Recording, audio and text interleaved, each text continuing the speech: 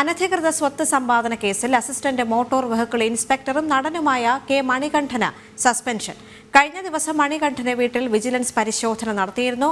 കണക്കിൽപ്പെടാത്ത പണം കണ്ടെടുക്കുകയും ചെയ്തു. Ottapalam sub RTO ഓഫീസിലെ അസിസ്റ്റന്റ് മോട്ടോർ വെഹിക്കിൾ ഇൻസ്പെക്ടറാണ് മണികണ്ഠൻ.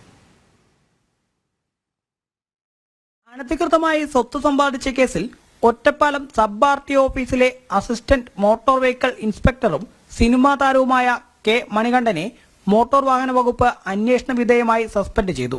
കഴിഞ്ഞ മാസം മണികണ്ഠന്റെ ഒറ്റപ്പാലത്തെ വാടക വീട്ടിലും കാസർഗോഡുള്ള വീട്ടിലും വിജിലൻസ് പരിശോധന നടത്തിയിരുന്നു.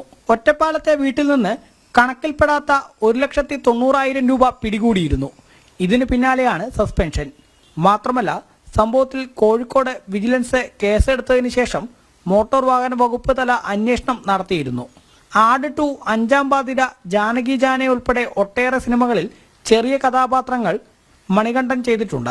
വരവിൽ കവിഞ്ഞ് ഏകദേശം 41 ലക്ഷം രൂപയോളം അനധികൃതമായി സമ്പാദിച്ചിട്ടുണ്ടെന്നാണ് വിജിലൻസ് അധികൃതർ പറയുന്നത്. ജനം, പാലക്കാട്.